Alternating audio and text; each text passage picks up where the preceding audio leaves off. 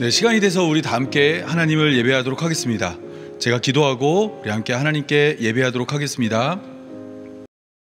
거룩하신 아버지 하나님 감사합니다. 오늘도 잊지 않고 우리를 예배의 자리로 불러주시고 영과 진리로 하나님을 예배하게 하시니 감사합니다. 우리의 죄를 가지고는 하나님 앞에 나아갈 수 없는 자들인데 하나님께서 예수님을 우리에게 보내주심으로 말미암아 우리가 담대함을 얻어 하나님 앞에 나오게 되었습니다. 우리의 허다한 죄들을 예수 그리스도의 보혈로 덮어주시고 하나님께서 우리를 반겨주시며 맞아주시며 우리의 예배를 받아주옵소서. 예배하는 이 시간 하늘에는 영광 땅에는 은혜 충만한 시간 되게 하여 주옵소서. 이 모든 말씀 우리 구주 예수님의 이름으로 기도합니다. 아멘. 우리 다 함께 찬송가 찬양하도록 하겠습니다. 주 예수 내가 알기 전 함께 찬양하도록 하겠습니다.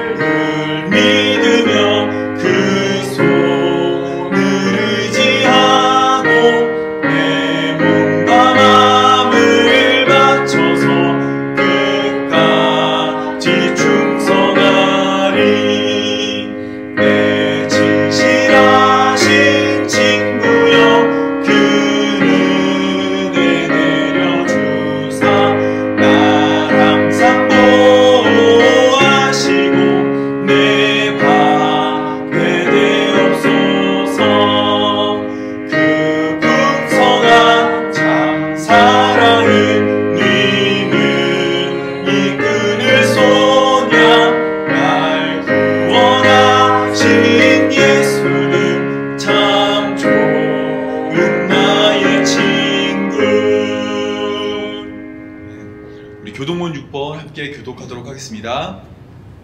여호와여 일어나옵소서. 하나님이여 손을 드옵소서. 가난한 자들을 잊지 마옵소서. 어찌하여 악인이 하나님을 멸시하여 그의 마음에 이르기를 주는 감찰하지 아니하리라 하나이까. 주께서는 보셨나이다. 주는 재앙과 원한을 감찰하시고 주의 손으로 갚으려 하시오니 외로운 자가 주를 의지하나이다. 주는 벌써부터 고아를 도우시는 이신이이다. 악인의 팔을 꺾으소서. 악한 자의 악을 더 이상 찾아낼 수 없을 때까지 찾으소서. 여호와께서 영원하도록 왕이시니 이방 나라들이 주의 땅에서 멸망하였나이다. 여호와여 주는 겸손한 자의 소원을 들으셨사오니 그들의 마음을 준비하시며 귀를 기울여 들으시고 고아와 압제당하는 자를 위하여 심판하사 세상에 속한 자가 다시는 위협하지 못하게 하시리이다. 아멘. 우리 다 같이 함께 내 구주 예수를 더욱 사랑 함께 찬양하도록 하겠습니다.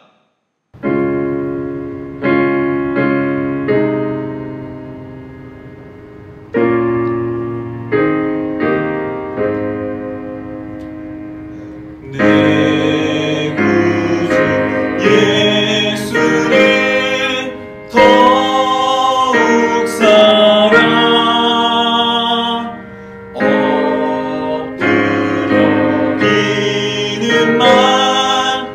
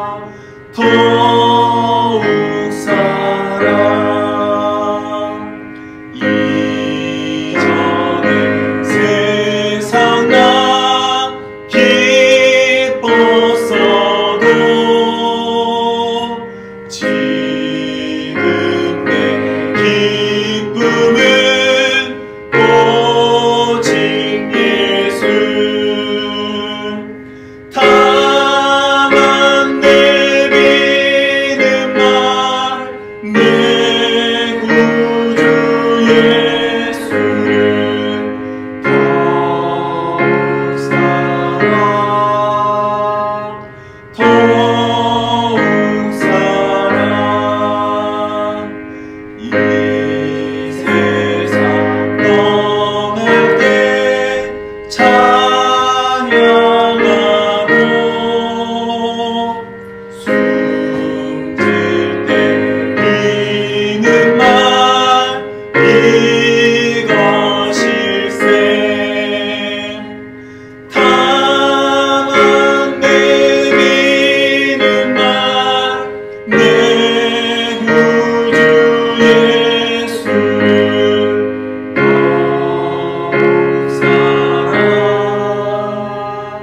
더욱 사랑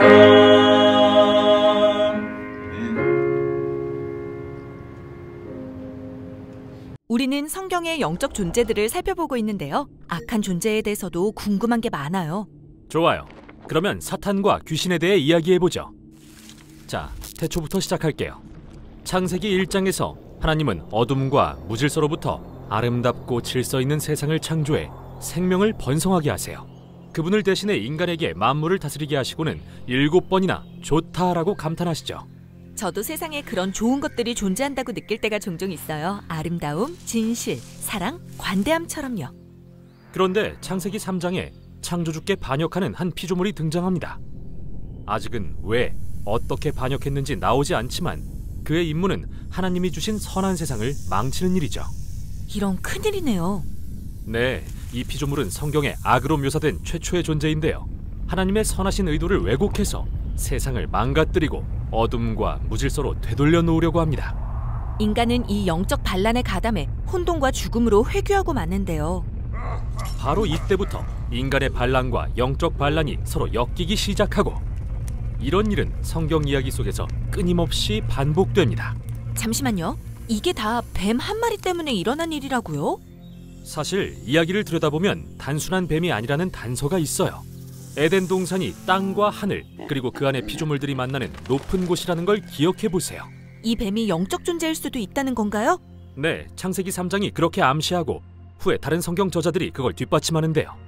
예를 들어 이사야 선지자가 본 환상에는 하나님의 하늘 보좌가 있는 곳에 영적 존재들이 그분을 둘러싸고 찬양합니다. 하나님의 보좌를 둘러싼 그룹들이군요. 그런데 이사야는 이들을 스랍들로 묘사해요. 히브리어로 뱀이라는 뜻이죠. 아, 이 뱀도 과거엔 하나님의 참모였다는 거군요. 그런데 왜 인간에게 말을 걸죠? 에스겔 선지자가 이해하기로 이 뱀은 하나님의 지혜와 권위에 복종하기를 거부한 영적 반역자였어요. 자기가 하나님이 되고 싶었거든요. 아담과 하와도 뱀이 그걸로 유혹하잖아요. 맞아요.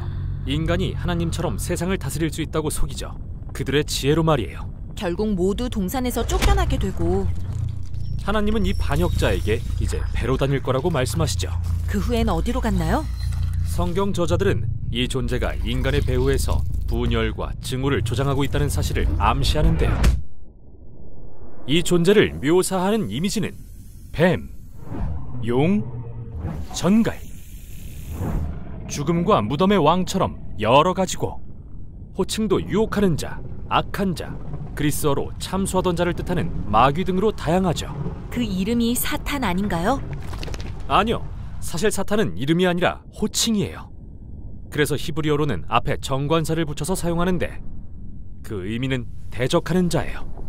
왜냐하면 사탄은 모든 것을 반대하고 거짓으로 우리를 속여 다시 어둠과 무질서로 끌고 가려고 하기 때문이죠. 끔찍하네요. 그럼 성경에서 귀신이라고 부르는 영적 반역자들은 어떤 존재인가요? 우리가 배운 천상회의 또는 하나님의 아들들이라는 개념 기억나세요? 구약은 이들 중 일부도 반란을 일으켰다고 말합니다. 언제 그런 일이 있었죠? 사실 여러 번 있었어요. 뱀이 반역한 후 창세기 6장에서 하나님의 아들들이 반란을 일으키는데 성경은 이들이 사람의 딸들과 관계를 맺어 난폭한 거인들을 낳았다고 기록하죠. 네피림 말이군요. 성경에서 가장 기괴한 인물이 아닐까 싶은데요. 우리는 이해하기 힘들어도 고대의 독자들은 그게 뭘 가리키는지 정확히 알았어요. 고대 이스라엘의 주변국들은 자기 나라를 세우고 지키는 왕이 반은 사람이고 반은 하나님인 신적 지혜를 지닌 거대한 전사라고 주장했어요. 그런데 성경 저자들이 그들을 따르면 안 된다고 말하는 거군요. 맞아요. 이 이야기는 전사왕들을 악한 영에 사로잡혀 하나님의 선한 세상에 폭력을 퍼뜨리는 인간 반역자들로 그리고 있죠. 그리고 창세기 10장에서는 그중 한 왕이 바벨론이라는 도시를 건설하죠. 네, 니므롯인데요. 이 이름은 히브리어로 반역자라는 말과 비슷해요. 그가 세운 왕국 바벨론에서 인간은 또다시 반역해 스스로를 높이죠. 그러나 하나님은 그걸 흩어버리세요. 신명기에서 모세는 이 사건을 회고하면서 하나님이 나라들을 천상의 반역자에게 내어주신 순간이라고 말합니다.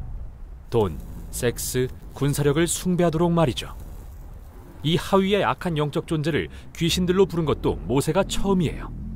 즉, 귀신들이 인간의 권력 구조를 타락시키는 영적 배후란 거군요. 네, 하지만 귀신들은 개인도 타락시켜요.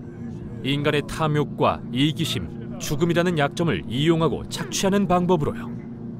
성경에서 악한 영이 하는 일은 어떻게든 하나님의 선하신 창조 세계를 혼돈과 어둠 그리고 죽음으로 되돌리는 것이죠. 그래서 예수님이 그분의 진정한 원수는 사람이 아니라고 말씀하신 거군요. 맞아요.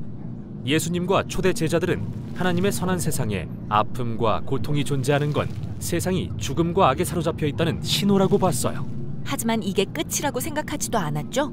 네, 예수님은 우주적인 파괴를 끝내는 유일한 길이 악과 죽음의 권세를 이기는 것임을 알고 계셨거든요. 자신의 모든 것을 희생하더라도 말이죠. 다 같이 보실 하나님 말씀은 로마서 1장 17절 말씀입니다. 우리 한 절밖에 안 되니까 우리 다 같이 한 목소리로 읽도록 하겠습니다. 복음에는 하나님의 의가 나타나서 믿음으로 믿음에 이르게 하나니 기록된 바 오직 의인은 믿음으로 말미암아 살리라 함과 같으니라. 매우 유명한 성경 구절인데 오늘은 이 본문을 가지고 우리 기독교인들의 삶과 우리가 어떠한 인생을 살아야 되는지를 함께 살펴보도록 하겠습니다. 네, 우리는 성도의 탄생이란 제목으로 지금 계속해서 이 기독교 세계관과 기독교에서 말하는 구원에 대한 내용을 살펴보고 있습니다.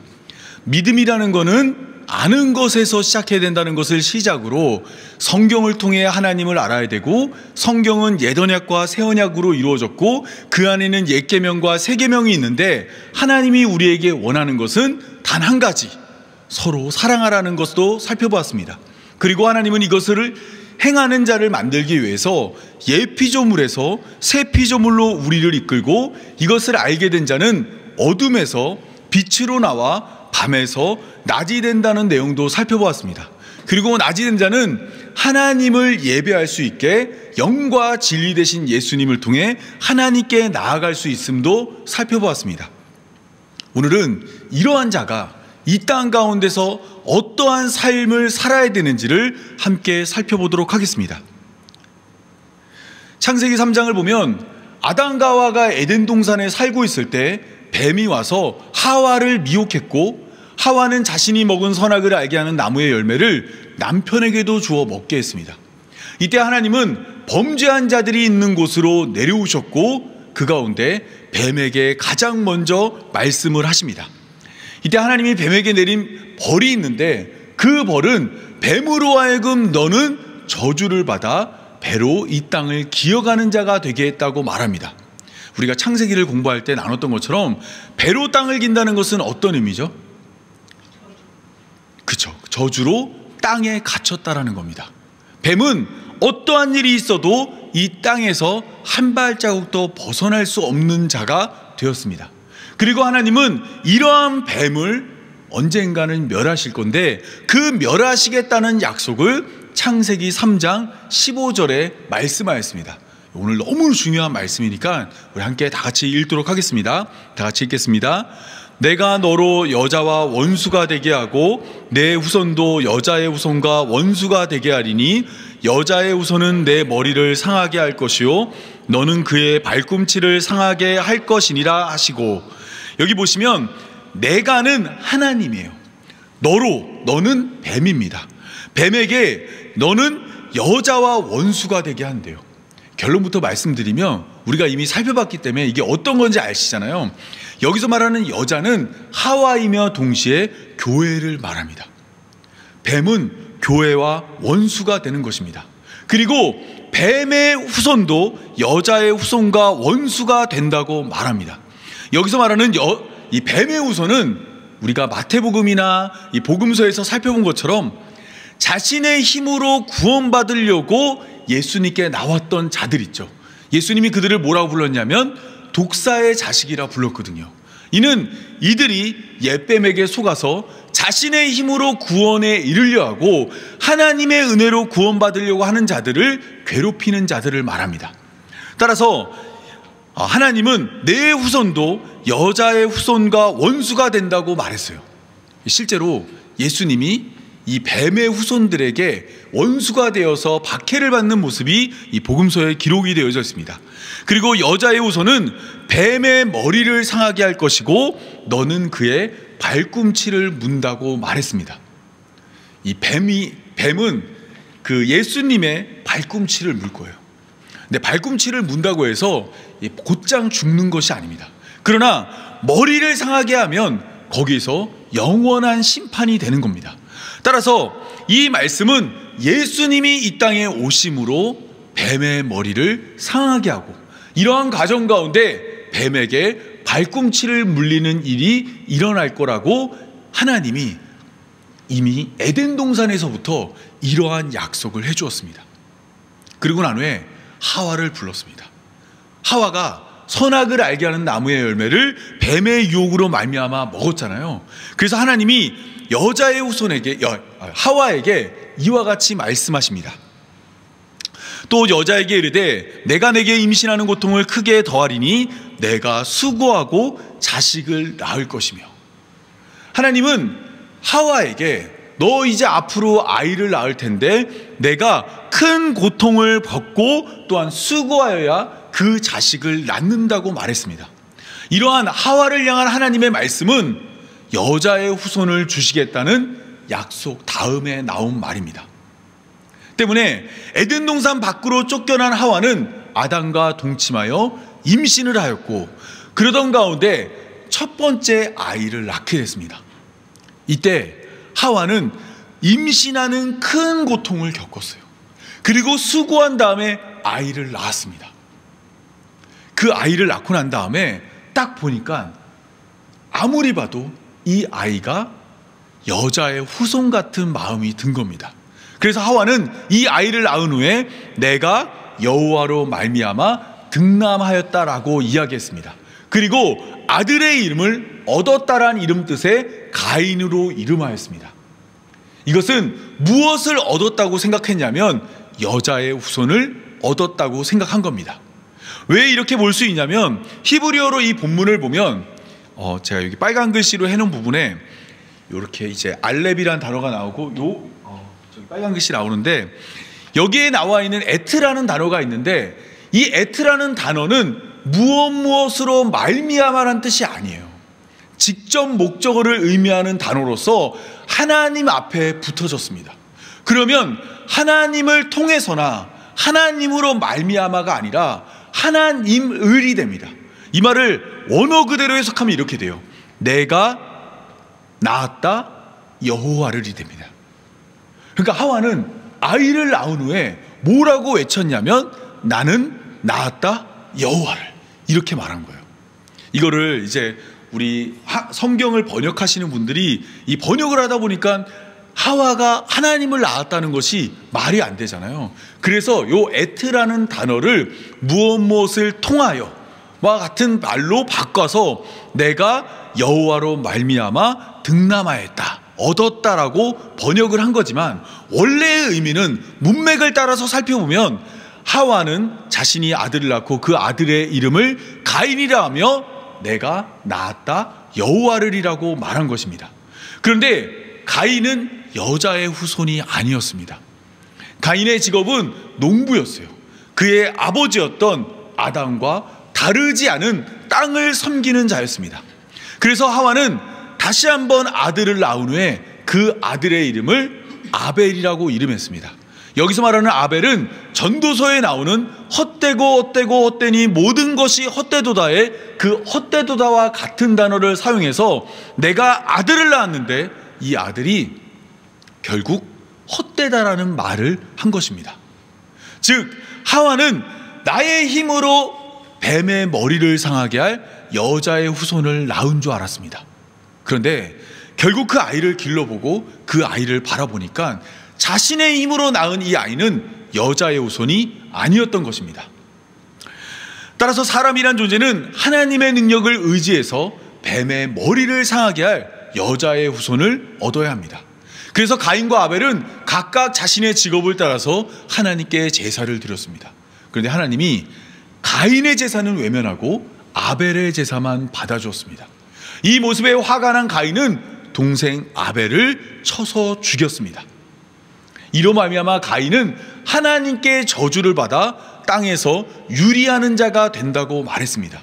유리한다는 것은 한 곳에 정착하지 못하고 이곳저곳을 떠돌아다니는 자로 땅을 얻지 못하는 자를 말합니다. 가인은 하나님께 저주를 받아 땅을 얻지 못하는 자가 되었습니다. 그에 반해 아벨이 죽은 후에 하나님은 아담과 하와에게 아벨을 대신할 씨를 주셨습니다. 그가 바로 셋이라는 사람입니다. 셋은 아들을 낳았는데 그 아들의 이름은 에노스였습니다. 이때부터 사람들이 여호와의 이름을 불렀습니다. 이로 말미암아 세상에는 하나님께 저주받은 가인의 후손이 있었고, 또 한쪽에는 여호와의 이름을 부르는 아담에서 셋으로 이어지는 혈통이 생겨난 겁니다. 하나님이 이들 가운데서 여자의 후손을 준다면 누구를 통해서 여자의 후손을 줄까요? 당연히 아담에서 셋으로 이어지는 자에게 여자의 후손을 줄 것입니다. 그런데 문제가 발생했습니다. 창세기 6장으로 가면 저주받은 가인의 후손들이 하나님의 편에 선 자들과 하나 되는 일이 벌어진 겁니다. 창세기 6장 1절에서 2절을 보면 사람이 땅 위에 번성하기 시작할 때 그들에게서 딸들이 나니 하나님의 아들들이 사람의 딸들의 아름다움을 보고 자기들이 좋아하는 모든 여자를 아내로 삼았다고 나옵니다. 우리가 좀 전에 봤던 영상에서 하나님의 아들은 신적 존재로 소개되고 있지만 사실 그것을 고려하지 않고 문맥에서 계속 살펴보면 여기서 말하고 있는 하나님의 아들들은 여호와의 이름을 불렀던 아담에서 셋으로 이어지는 혈통입니다. 그들이 가인의 후손 가운데서 여자들을 보고 그들의 아름다움을 보고 자신들이 좋아하는 모든 여자를 원하는 대로 아내로 취한 것입니다. 이로 말미암아 하나님 편의 선자들과 하나님으로부터 저주받은 자들이 섞이게 됐어요. 이들은 하나님 편의 선자들은 뱀의 머리를 상하게 할 여자의 후손을 낳아야 되는데 그 혈통들이 가인의 후손과 섞이게 된 겁니다. 그리고 그들 사이에서 네피림이라는 거인들이 태어났습니다. 여기서 말하는 거인은 영상에서 본 거는 굉장히 키가 크고 어떤 인간을 초월한 존재로 소개되고 있지만 사실은 이 출애굽 때 이스라엘 백성들은 아낙 자손을 보고 네피림이라고 이야기합니다. 그러니까 키가 크고 덩치가 큰 사람들이 태어나기 시작한 겁니다. 그리고 이들은 어떠한 자들이었냐면 그들은 용사라 고대의 명성 있는 자였습니다. 하나님의 아들들과 사람의 딸들이 낳은 자들이 큰 덩치를 가지고 힘과 권력으로 세상을 다스리게 된 겁니다. 그러면 하나님의 뜻을 행하기 위해서 여자의 후손으로 태어날 자는 어디서 와야 될까요? 다 섞여버리면 안 되잖아요. 그래서 하나님은 그 땅을 심판하기로 작정하십니다. 하나님께서 이 세상을 바라보니까 사람의 죄악이 세상에 가득함과 그의 마음으로 생각하는 모든 계획이 항상 악할 뿐임을 보시고 이 땅을 심판하기로 결정했습니다. 그리고 그럼에도 불구하고 여자의 후손을 낳을 수 있게 노아에게 은혜를 베풀어 방주를 만들게 했습니다. 노아는 방주에 그의 아내와 셈과 함과 야벳 그리고 그의 아내들 총 8명의 사람들을 방주에 태우고 심판 가운데서 생명을 구원했습니다. 그러면 이들이 계속해서 하나님의 편에 서서 살아감으로 여자의 후손을 낳는 자가 되면 됩니다. 그런데 홍수 후에 노아가 술을 먹고 하체를 드러낸 일이 벌어졌습니다. 이때 함은 아버지의 하체를 보고 덮어주지 않았어요. 대신 셈과 야벳이 옷을 어깨에 메고 뒤로 들어가 아버지의 하체를 덮어주었습니다. 이 일로 말미암아 노아는 그의 아들 함을 저주합니다. 이때 함이 나중에 낳게 될 아들 가나안의 이름을 들어서 가나안은 저주를 받아 그의 형제들의 종들의 종이 되기를 원한다고 말하였고, 아버지의 허물을 덮어줬던 셈과 야벳을 향하여서는 셈의 하나님 여호와를 찬송하리로다. 가나안은 셈의 종이 되고 하나님이 야벳을 창대하게 하사 셈의 장막에 거하게 하시고 가나안은 그의 종이 되기를 원하노라라고 말했습니다. 또다시 세상이 하나님 편의 선자와 하나님께 저주받은 자로 나뉘어진 겁니다. 이때 비록 나뉘어졌지만 하나님 편의 선자들이 끝까지 하나님의 말씀을 지켜서 하나님께 저주받은 자들로부터 구별되고 분리돼서 여자의 후손을 낳으면 돼요. 그런데 창세기 10장으로 가면 영상에서도 나왔던 니무롯이라는 애가 등장합니다. 그는 홍수전에 있었던 네피림처럼 또 용사로 태어났습니다. 그리고 그는 여호와 앞에서 용감한 사냥꾼이라는 속담이 나올 정도로 하나님을 두려워하지 않는 자였습니다. 근데 그가 나라를 세웠는데 10절에 보면 그의 나라는 시날 땅의 바벨과 에렉과 악각과 갈레에서 시작되었으며 라고 말하면서 많은 성읍과 도시들을 건설했다고 나와요. 여기서 우리가 주목할 거는 이 사람이 건설을 했는데 어디에서부터 건설을 했어요? 시날에서부터 건설을 했다는 겁니다. 이것이 바로 바벨탑의 배경이 됩니다. 창세기 11장 1절에서 2절을 보면 온 땅에 언어가 하나요 말이 하나였더라. 이에 사람들이 동방으로 옮기다가 시날 평지를 만나 거기에서 거류하며, 말이 하나고 언어가 하나이니까 이 사람들이 시날 평지에 모였습니다. 이때 이들에게 우리가 성과 탑을 쌓자고 제안한 자가 있어요. 그게 바로 누구죠? 바로 니무롯입니다. 니무롯이 말도 하나이고 언어도 하나니까 하나의 말로 자기 백성, 거기에 모여있는 모든 사람에게 우리가 함께 바벨탑과 성읍을 만들어서 흩어짐을 면하자라고 이야기했습니다. 이것이 뭐냐면, 이 바벨탑의 특징이 뭐냐면 서로 섞이자는 거예요. 니무롯은 저주받은 함의 자식이거든요.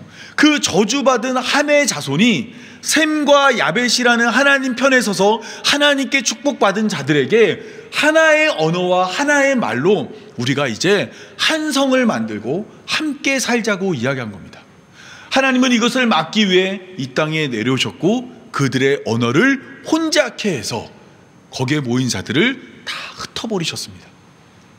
그리고 난 후에 하나님이 여자의 후손을 낳을 한 사람을 다시 한번 선택하십니다.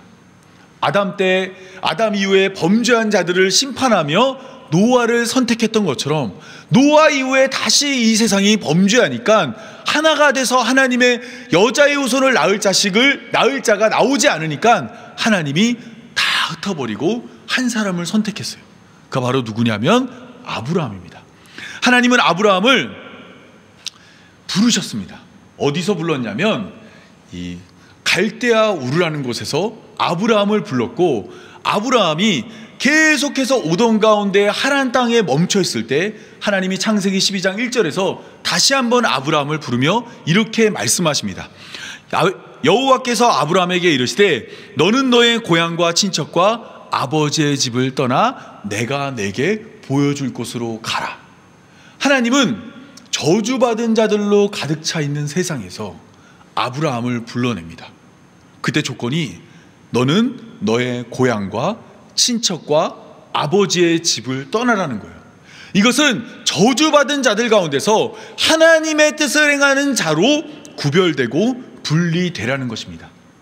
아브라함은 이것을 믿고 그의 고향과 친척과 아버지의 집을 떠나 하나님이 보여줄 곳으로 왔습니다. 그런데 아브라함은 사실 다 버린 것이 아니었어요. 아브라함은 당시에 아들이 없는 자였습니다. 그렇다 보니까 아브라함은 자신의 조카였던 롯을 아들처럼 대했습니다. 하나님이 고향과 친척과 아버지의 집을 떠나서 이 세상으로부터 분리돼서 여자의 후손을 낳을 자가 되라고 말했는데 이미 그는 자신의 조카 롯을 아들처럼 여기고 있었던 겁니다. 그렇다면 하나님은 어떻게 아브라함으로부터 조카 롯을 떨어지게 했을까요?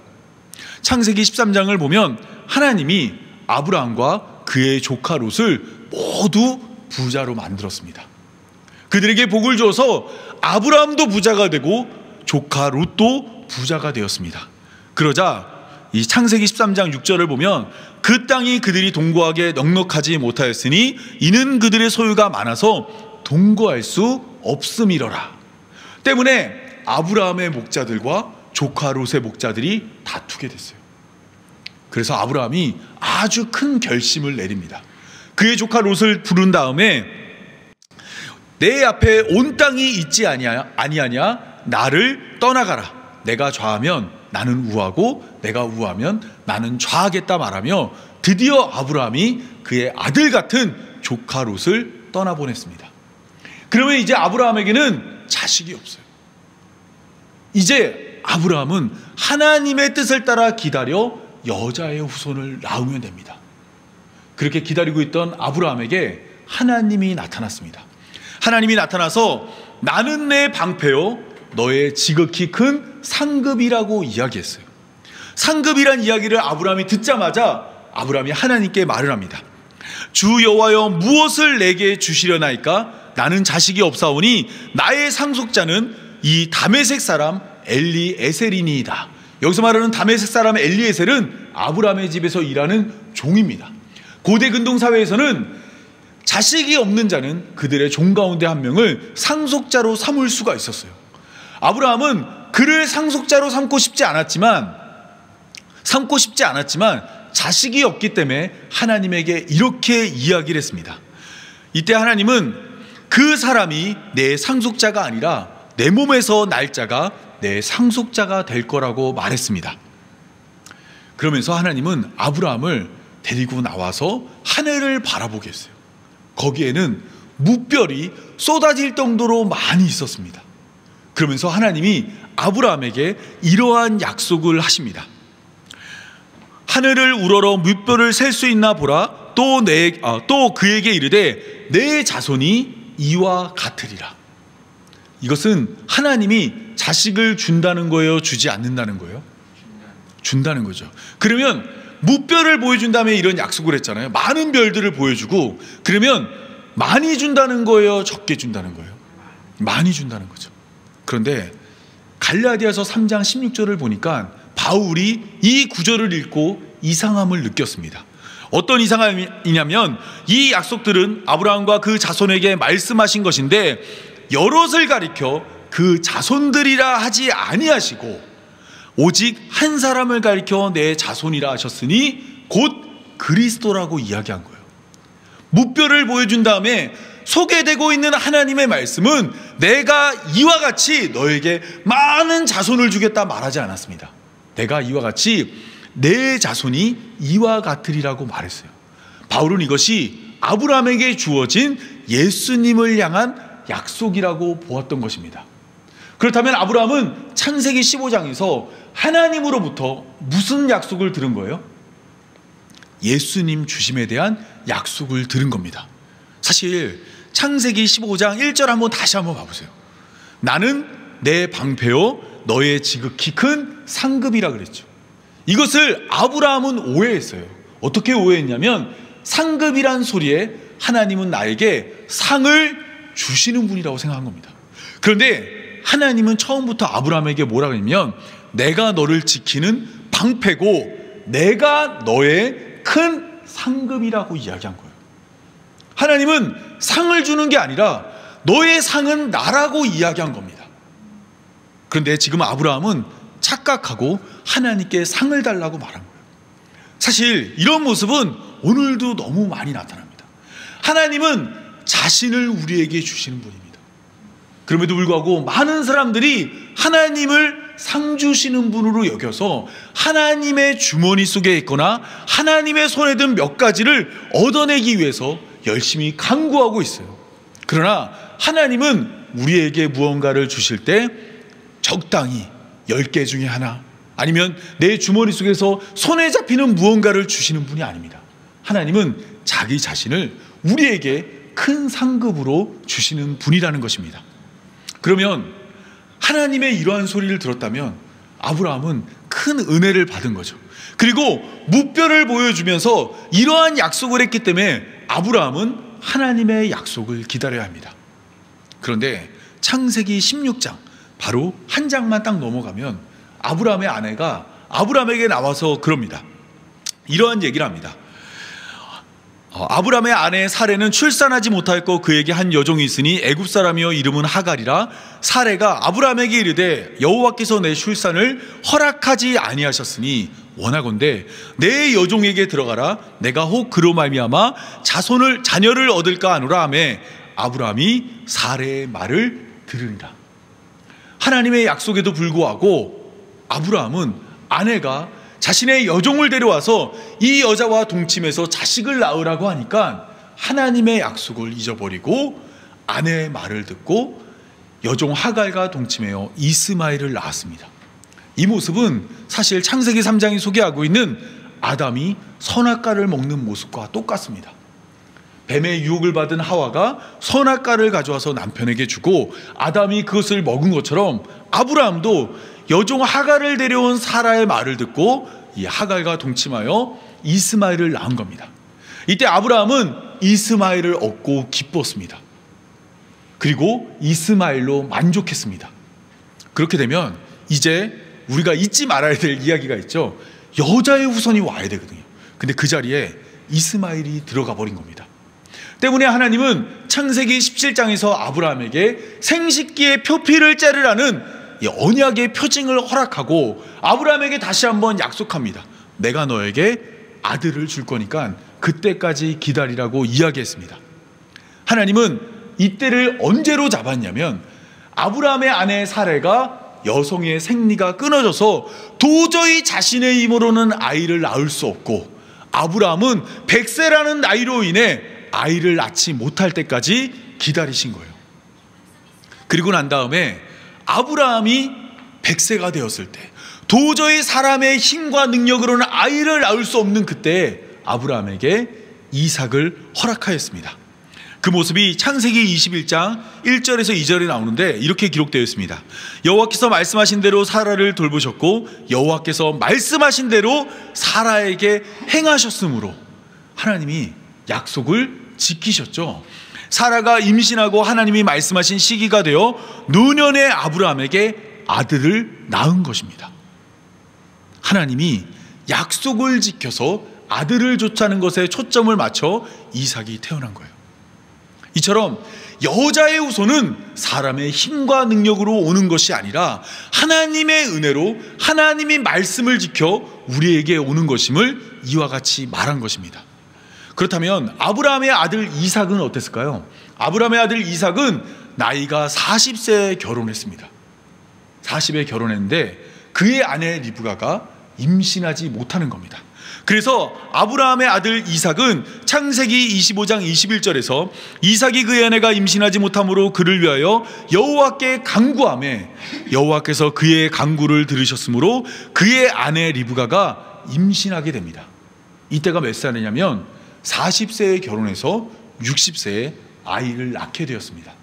그런데 리브가가 임신하였을 때 이 뱃속에 2명의 아이가 있었습니다. 이들이 너무너무 싸우니까 리브가가 하나님한테 물어봅니다.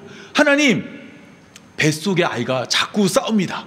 그러자 하나님이 어떻게 리브가에게 이야기했냐면 이 족속이 저 족속보다 강하겠고 큰 자가 어린 자를 섬기리란 말을 통해서 동생을 선택했다는 말을 해줘요. 그런데 이것도 모르고 리브가의 뱃속에 있던 아이들이 태어나게 되었습니다. 형 에서가 먼저 태어났고 동생 야곱이 태어나는데 야곱이 먼저 태어나고자 하는 마음에 형의 발꿈치를 잡으면서 태어난 겁니다. 이것은 무엇을 의미하냐면 이 둘 사이에서 누가 여자의 후손이 되는가를 보여주려고 하는 모습이에요. 실제로 야곱과 에서의 관계는 누가 장자가 되느냐에 맞춰져 있습니다. 그래서 이들이 성장했을 때의 모습을 소개하는 모습을 보면 동생 야곱은 팥죽을 써서 형으로부터 장자의 명분을 사버립니다. 그리고 아버지에게 형으로 위장해서 장자의 명분을 훔쳐 받아냅니다. 이 일로 말미암아 화가 난 형 에서는 동생 야곱을 죽이겠다고 말했고, 동생 야곱은 어머니와 아버지로부터 보냄을 받아 삼촌 라반의 집으로 가게 되었습니다. 삼촌 라반의 집에 갔더니 삼촌 라반은 야곱보다 더 큰 사기꾼이에요. 그래서 야곱이 좋아하던 라헬이란 여자를 위해서 7년을 일하였는데 결혼식 날 눈을 뜨고 보니까 라헬이 아니라 그의 언니 레아와 결혼하게 되었고, 7년을 더 일함으로 라헬까지 얻게 되는 일을 겪게 되었습니다.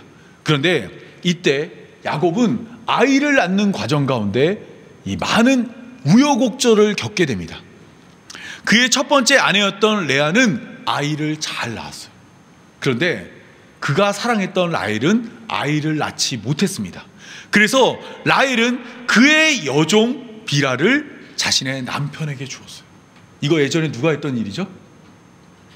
사라가 그의 여종을 남편에게 주어서 아들을 얻은 것처럼 그렇게라도 해서 아들을 얻기 위해서 자신의 여종 비라를 남편에게 준 겁니다. 그랬더니 질 수 없던 레아는 자신의 여종 비라를 또 남편에게 주어서 자식을 얻었습니다. 그러던 가운데 하나님이 라헬을 생각하심으로 라헬이 아들을 낳게 되었고, 그 이름이 요셉이고, 또한 요셉의 동생은 베냐민인데 라헬은 베냐민을 낳다가 죽게 되었습니다. 이 모든 이야기도 사실은 어떤 가족관계를 설명하는 것 같지만 우리가 잊지 말아야 될 것은 창세기 3장 15절에서 말하고 있던 여자의 후손이 우리에게 어떻게 오는가를 설명하고 있는 것입니다. 그냥 단순히 한 가족이 어떻게 성장하고 발전해가는 것을 말하는 거에는 성경에 관심이 없어요. 성경에 진짜 말하고자 하는 바는 여자의 후손이 어떻게 우리에게 오는가입니다. 이때 하나님은 야곱의 12아들 가운데서 네 번째였던 유다를 선택했습니다. 그런데 창세기에서 유다의 역할은 크게 두드러지지 않습니다. 창세기 후반부를 대부분 차지하는 것은 요셉에 대한 이야기입니다. 창세기 37장을 시작으로 요셉이 애굽에 팔려가서 창세기 39장부터 애굽에서 있는 일들이 계속해서 소개돼요. 그런데 창세기 37장과 창세기 39장 사이에 창세기 38장이 있을 거 아니에요? 여기에는 문맥과 상관없는 유다의 이야기가 들어가 있습니다. 이 이야기는 유다가 그의 며느리 다말과 동침하여 아들을 낳는 모습을 소개하고 있습니다. 유다는 그의 며느리였던 다말과 동침해서 굉장히 좋지 못한 결혼관계를 하게 되었습니다. 이때 다말이 아이를 낳았는데 그 아이의 모습을 보면 마치 리브가가 에서와 야곱을 낳은 것과 비슷합니다. 여기 보시면 27절과 28절입니다. 해산할 때 보니 쌍테라, 해산할 때 손이 나오는지라. 아이를 낳는데 어머니로부터 손이 나온 거예요. 산파가 이르되 먼저 나온 자라 하여 홍색 실을 그 손에 감아줬습니다. 그런데 이 아이가 다시 손을 걷어들여요. 그리고 그 다음에 아우가 태어났습니다. 그 다음에 아까 손에다가 홍색 실을 맸던 아이가 태어났어요. 그러면 누가 형이 돼야 될까요? 손이 나온 게 먼저일까요? 몸이 다 나온 게 먼저일까요? 우리 같으면 몸이 다 나온 아이가 먼저라고 하겠죠. 근데 여기에는 손에 먼저 감겨진 홍색 실이 있는 아이를 첫째로 해서 그를 세라라고 불렀고 둘째를 베레스라 이름하였습니다. 창세기 38장에서 이 요셉의 이야기의 문맥을 끊고 유다의 이야기가 이렇게 들어간 겁니다. 그런데 이 이야기들이 이 유다의 자손들에 대한 이야기가 성경 가운데 큰 주목을 받지 못하다가 우리가 계속해서 성경을 읽다 보면 룻기라는 책이 나와요. 그 룻기를 보면 룻기는 한 이방 여자가 이스라엘 사람이랑 결혼했다가 남편을 잃고 이스라엘 땅에 와서 보아스라는 한 남자와 결혼하는 이야기를 보여줍니다. 이거는 로맨스 드라마처럼 굉장히 드라마틱하고 큰 어떤 이제 애정의 모습이 많이 보여져요. 그런데 이 이야기가 끝나는 말미에 우리가 조금 전에 보았던 이 이야기들이 소개되고 있습니다. 제가 읽겠습니다. 룻기 4장 18절입니다. 베레스의 계보는 이러하니라. 베레스는 헤스론을 낳고 헤스론은 람을 낳았고 람은 아비나답을 낳았고 아비나답은 나손을 낳았고 나손은 살몬을 낳았고 살몬은 보아스를 낳았고, 여기 나오는 이 보아스가 룻이라는 이방 여자와 결혼했어요. 그리고 그들이 낳은 아들이 누구냐면 오벳입니다. 오벳.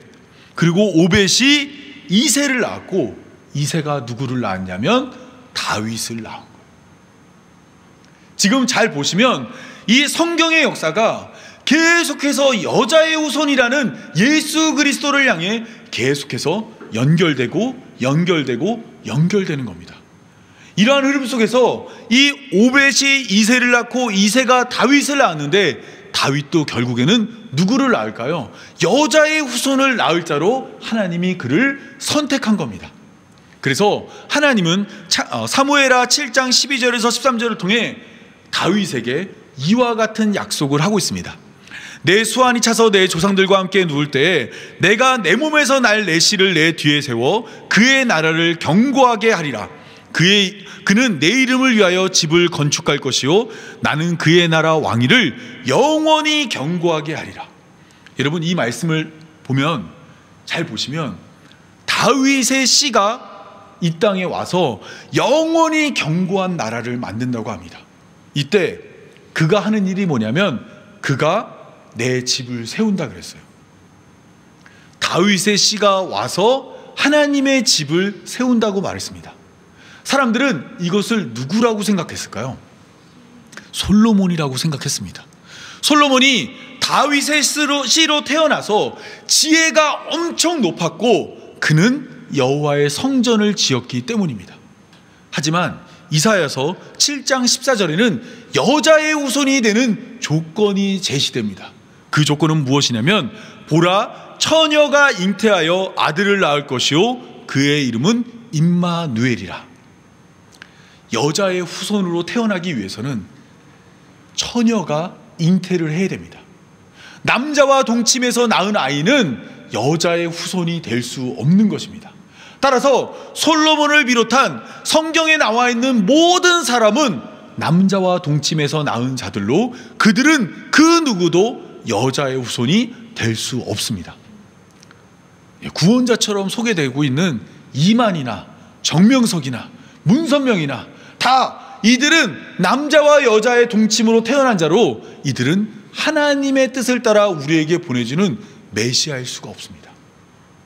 하나님이 약속한 여자의 후손은 처녀가 잉태하여 아이를 낳아야 됩니다. 그렇다면 이 약속이 언제 이루어졌을까요? 우리가 계속해서 살펴봤던 우리 마태복음 계속 보고 있었잖아요. 마태복음 1장에 보면 이것을 반영하여 마태복음 1장 20절에서 23절에 이와 같이 말하고 있습니다. 이 일을 생각할 때 주의 사자가 현몽하여 이르되 다윗의 자손 요셉아. 요셉이 다윗의 자손이었어요.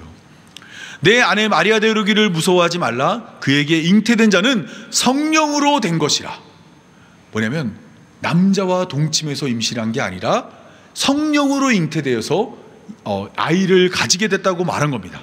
그러면서 아들을 낳으리니 이름을 예수라 하라. 그는 그가 자기 백성을 그들의 죄에서 구원할 자이심이라 하니라. 이 모든 일이 된 것은 주께서 선지자로 하신 말씀을 이루려 하심이니라. 이르시되 보라, 처녀가 잉태하여 아들을 낳을 것이요 그의 이름은 임마누엘이라 하리라. 이를 번역한즉 하나님이 우리와 함께 계시다 함이라. 이 땅에 오신 예수님은 다윗의 자손이고, 또한 이사야 7장이 말했던 여자의 처녀가 잉태하여 낳은 아들로 바로 창세기 3장 15절이 말한 여자의 후손으로 이 땅에 오신 것입니다. 아까 우리가 창세기 15장 1절에서 하나님이 나는 내 방패요 나는 너의 상급이라 그랬죠. 내가 상이라 그랬잖아요. 그런데 예수님이 이 땅에 오셨는데 그 이름이 뭐라고요? 임마누엘. 하나님이 우리에게 오셨다라는 겁니다. 하나님이 상으로 자신을 우리에게 주신 것입니다. 그렇다면 이 땅에 오신 여자의 후손은 이제 무엇을 해야 될까요? 뱀의 후손과 원수된 삶을 살아야 되겠죠. 그래서 예수님은 바리새인과 사두개인과 서기관들을 향해 맹렬히 돌진하십니다. 외식하는 자들아, 독사의 자식들아 라고 말하며 그들과 원수된 관계가 되었습니다. 그리고 예수님은 그들에게 그의 발꿈치를 물리게 됩니다. 왜 하필 발꿈치냐면 우리 신체에서 가장 밑에 부분이 이 발꿈치잖아요. 발이잖아요. 이것이 땅을 딛고 있는데 땅에 갇힌 뱀이 바로 이와 같이 예수님을 물어버린 겁니다. 이것은 민수기에 나와 있는 이스라엘 백성들이 하나님께 원망했을 때 하나님이 뱀을 보내서 그들을 물었거든요. 그리고 이것에 물린 자는 다 죽게 됩니다. 그런데 하나님이 그들에게 살 수 있는 방법을 하나 알려줘요. 출애굽 때 어떻게 하냐면 노뱀을 만들어서 그것을 높이 드는 겁니다. 뱀은 아까 뭐라 그랬죠? 땅을 기고 땅에 갇힌 자인데 땅에 갇힌 자가 위로 올려지면 또한 그것을 보는 자는 생명을 얻게 된다 말했습니다. 예수님은 뱀에게 발꿈치를 물려 십자가에 달렸고 십자가가 높이 들린 노뱀처럼 들려서 그것을 보는 자는 누구든지 구원을 얻을 수 있게 하신 것입니다. 하나님께서 창세기에서 시작했던 이 약속들을 하나하나 말씀하시며 구체화시켜서 예수님을 통해 이 언약을 성취하신 것입니다. 그리고 이제 남은 것은 뭐냐면 예수님이 뱀에게 발꿈치를 물렸잖아요. 그러면 남은 건 뭐예요? 이제는 뱀의 머리를 상하게 할 것만 남은 것입니다. 요한계시록 20장 10절을 보면 그들을 미혹하는 마귀가 불과 유황 못에 던져지니 거기는 그 짐승과 거짓 선지자들도 있어 세세토록 밤낮 괴로움을 받느니라. 이제 그들에게 남은 것은 예수님을 통해서 우리의 승리가 선포되고 그들은 불과 유황에 던져지는 일을 겪을 것입니다. 우리는 지금 이미 승리하신 예수님의 승리와 아직 완성되지 않은 하나님 나라 사이에서 하나님이 완성하실 그 나라를 바라보며 뱀의 머리가 상할 것을 바라보며 나아가고 있는 것입니다. 이처럼 성경은 완벽하게 하나님이 예수님을 통해 그 언약을 성취했다 말하고 있습니다. 그리고 이 땅의 처음 교회가 어떻게 살아야 될지를 사도행전에서 다시 한번 우리에게 말을 합니다. 사도행전 1장을 보면 사도행전 1장에는 두 개의 약속이 주어집니다. 하나는 성령을 주신다는 약속입니다. 사도행전 1장 4절입니다. 사도와 함께 모이사 그들에게 분부하여 이르시되 예루살렘을 떠나지 말고 내게서 들은 바 아버지께서 약속하신 것을 기다리라. 여기서 약속하신 것은 성령입니다. 그리고 예수님은 사도행전 1장 8절을 통해 오직 성령이 너희에게 임하시면 너희가 권능을 받고 예루살렘과 온 유대와 사마리아와 땅끝까지 이르러 내 증인이 된다고 그랬어요. 그리고 하늘로 올라가실 때 천사들이 나타나서 이 하늘을 올라보고 있는 제자들을 향해 이렇게 말씀하십니다. 갈릴리 사람들아 어찌하여 서서 하늘을 쳐다보느냐? 너희 가운데서 하늘로 올리신 이 예수는 하늘로 가심을 본 그대로 오시리라. 그러면 사도행전에는 하늘로부터 오는 것이 몇 개예요? 두 개죠. 하나는 성령이고 하나는 예수님입니다. 그런데 사도행전에는 성령이 온다는 이 약속이 완벽하게 지켜지는 모습이 소개돼요. 사도행전 2장에서 예수님의 말씀대로 성령이 이 땅에 내려오고 예루살렘에서 제자들이 많은 권능으로 많은 사람들에게 복음을 전합니다. 그리고 사도행전 8장에는 박해로 인해 교회가 온 유대와 사마리아로 흩어져요. 그리고 사도행전 13장에서는 바울이 세 차례에 걸쳐서 복음을 증거하며 땅끝까지 복음을 증거하는 모습이 소개됩니다. 이와 같이 성령을 주시고 성령을 통해 이루어지는 일이 완벽하게 이루어진다는 것이 사도행전에서 이루어졌습니다. 그런데 예수님이 다시 오신다는 약속은 사도행전 안에서 이루어지지 않았습니다. 그렇다면 우리는 이 말씀을 보면서 무엇을 깨달아야 되냐면 하나님이 두 개의 약속을 주고 하나를 완벽하게 성취했어요. 그러면 남은 이 약속은 어떻게 될까요? 하나님이 완벽하게 성취할 겁니다. 우리는 성경을 읽으며 바로 이것을 바라보며 다시 오실 예수님을 기다리는 성도가 되어야 하는 것입니다. 로마서 1장 17절을 보면 복음에는 하나님의 의가 나타나서 믿음에 이르게 하나니 기록된 바 의인은 오직 믿음으로 산다고 말합니다. 여기서 말하는 이 복음은 로마서 1장 2절에서 이렇게 되어 있습니다. 이 복음은 하나님이 선지자들을 통하여 그의 아들에 관하여 성경에 미리 약속하신 것이라. 하나님이 성경에다가 미리 오늘 우리가 살펴봤던 것처럼 예수님에 대한 약속을 하였어요. 여자의 후손이 올 거고 그 여자의 후손이 뱀의 머리를 상하게 해서 우리를 건져줄 거라고 약속해 주었습니다. 그리고 로마서 1장 3절은 바로 그 약속이 지켜져서 예수님이 우리에게 오셨다라는 겁니다. 따라서 복음에 나타난 하나님의 의는 무엇이냐면요, 하나님이 성경의 약속을 지켰다라는 겁니다. 예수님 보내주시기로 약속하고 그 상황들이 모두 다 딱 떨어지게 예수님이 이 땅에 오신 거예요. 그리고 우리가 이것을 안다면 우리는 무엇을 믿어야 될까요? 의인은 믿음으로 산다 그랬어요. 그러면 예수님이 오신 것이 아니라 우리는 오신 것을 깨달아서 무엇을 믿어야 되냐면 오실 예수님을 믿어야 하는 것입니다. 구약의 성도들이 예수님이 오시기 전에 어떻게 구원받았을까요? 아직 오시지 않았지만 하나님이 우리를 구원하실 분을 보내주실 것을 믿는 믿음으로 구원에 이르렀습니다. 그러면 신약의 성도는 어떻게 구원을 받았을까요? 다시 오실 예수님이 다시 오셔서 우리를 건져주실 거라는 믿음으로 구원을 받았습니다. 따라서 성경에서 말하는 구원에 이르는 믿음은 딱 하나입니다. 예수님이 다시 오신다라는 겁니다. 제가 항상 말씀드리지만 오늘날 우리들의 교회의 가장 안타까운 점은 더 이상 사람들이 예수님을 기다리지 않습니다. 기독교는 정의를 추구하는 곳이 되었어요. 기독교는 악한 자는 올 수 없는 곳이 되었습니다. 기독교는 하나님 나라가 아니라 이 땅에서 잘 먹고 잘 살고 원하는 소원 성취를 이루는 것이 되었습니다.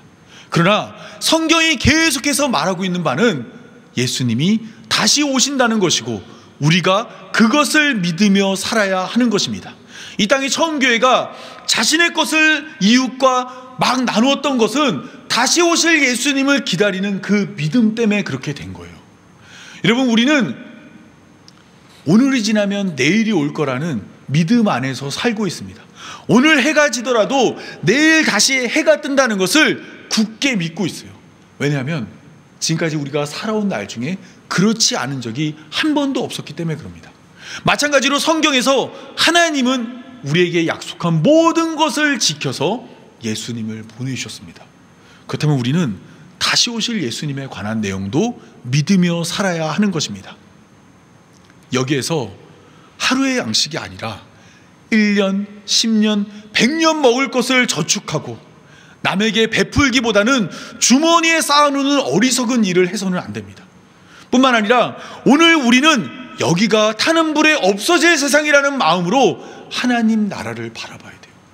서로 사랑하고 서로 섬기고 더 하나님을 예배하고 더 하나님을 기쁘게 여기는 성도의 삶이 되어야 하는 것입니다.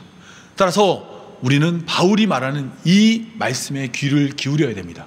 복음에는 하나님의 의가 나타나서 믿음으로 믿음에 이르게 하나니 기록된 바 오직 의인은 믿음으로 말미암아 살아가는 것입니다.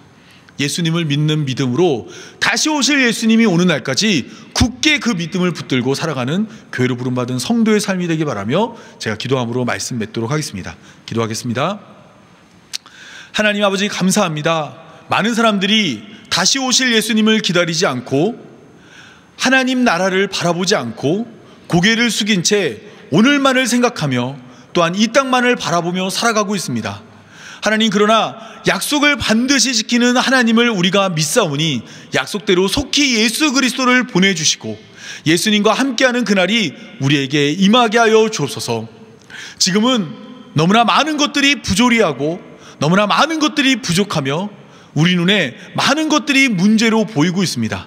그러나 예수님이 다시 오시는 날 하나님께서 온전히 모든 것을 회복하고 우리가 사랑 안에서 살아가는 그날이 될 것을 믿사오니 속히 임하셔서 우리 모든 성도들이 하나님 나라에 이르는 귀하고 값진 날이 이르게 하여 주옵소서. 이 모든 말씀 우리 구주 예수님의 이름으로 기도합니다. 아멘. 우리 다 같이 찬송가 내용은이 은총 입어 우리 가사를 생각하며 함께 찬양하도록 하겠습니다.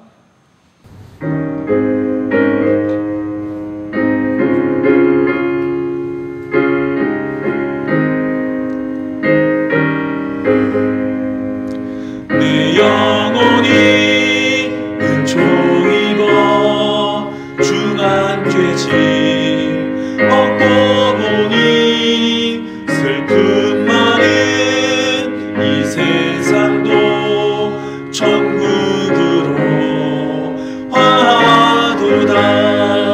할렐루야 찬양하세. 내 모든 죄 사함받고 주 예수와 동행하니 그 어디나 하늘나라. 주의 얼굴 뵙기 전에 멀리 뵈던 하늘나라 내 맘속에 이루어지니 날로 날로 가깝도다. 할렐루야 찬양하세.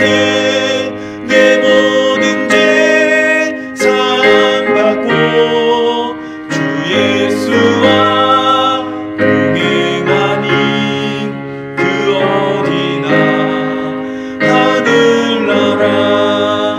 높은 산이 거친 들이 조망이나 궁궐이나 내 주 예수 모신 곳이 그 어디나 하늘나라.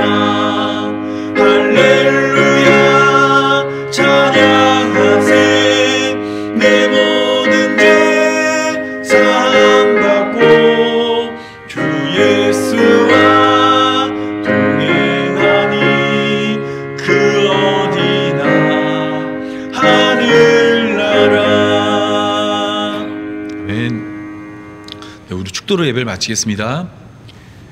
이제는 우리 주 예수 그리스도의 은혜와 하나님 아버지의 무한하신 사랑과 성령의 인도하심이 다시 오실 예수님을 믿음으로 기다리는 모든 성도들의 머리 위에 영원토록 함께하길 간절히 축원하옵나이다. 아멘.